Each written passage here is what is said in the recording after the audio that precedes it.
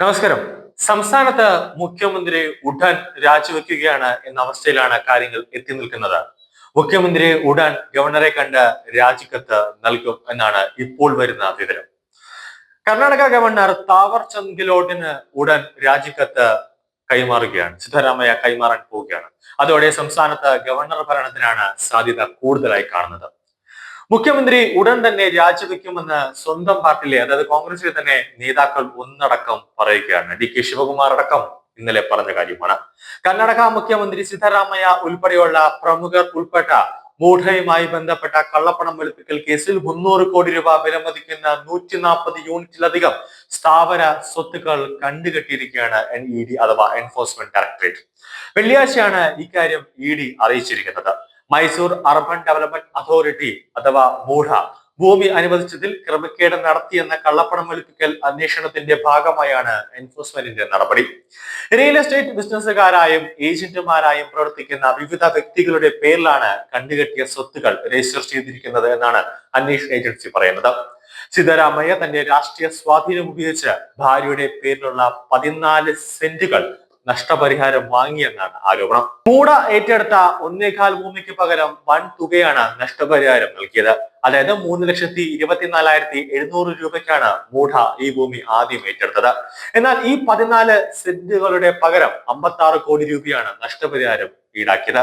ഈ കേസിൽ കർണാടക മുഖ്യമന്ത്രി സിദ്ധരാമയ്യയെ ലോകായുക്ത ചോദ്യം ചെയ്തിരുന്നു. എന്നാൽ താനോ തന്റെ കുടുംബമോ ഇക്കാര്യത്തിൽ യാതൊരുവിധ തെറ്റും ചെയ്തിട്ടില്ല എന്നാണ് സിദ്ധരാമയ്യ അന്ന് ആവർത്തിച്ചു പറഞ്ഞത്. പാർവതിക്ക് നഷ്ടപരിഹാരം നൽകുന്ന സ്ഥലം നിയമവിരുദ്ധമായി അനുവദിച്ചതിൽ മുൻ മൂഢ കമ്മീഷണർ DB നടേശന്റെ പങ്കും കണ്ടെത്തിയിരുന്നു. മൂഢ അനുഭവിച്ച സ്ഥലത്ത് റിയൽ എസ്റ്റേറ്റ് വമ്പന്മാർ വൻ രീതിയിൽ കച്ചവടം നടത്തുകയും ഇത് കണക്കിൽപ്പെടാത്തത് വൻ തുകയുടെ ബിസിനസിന് കാരണമാവുകയും ചെയ്തിരുന്നു. 2002 കള്ളപ്പണ വെളുപ്പിക്കൽ നിരോധിത നിയമം അതായത് PMLA വ്യവസ്ഥകൾ പ്രകാരമാണ് ഈ സ്വത്തുക്കളുടെ താത്കാലിക കണ്ടുകെട്ടൽ നടത്തിയതെന്നാണ് ED ഔദ്യോഗിക എക്സ് ഹാൻഡിലൂടെ ഇപ്പോൾ അറിയിച്ചിരിക്കുന്നത്.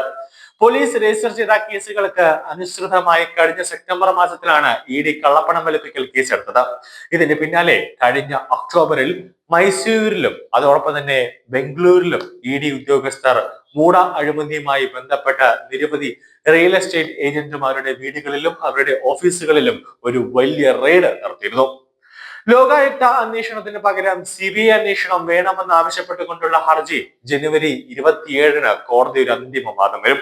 എന്തായാലും സിദ്ധരാമയ്യയുടെ സകല സ്വത്തുക്കളും ED ഉദ്യോഗസ്ഥർ കണ്ടുകെട്ടി സീല് ചെയ്ത് കേന്ദ്ര സർക്കാരിലേക്ക് ഏൽപ്പിക്കുകയാണ്.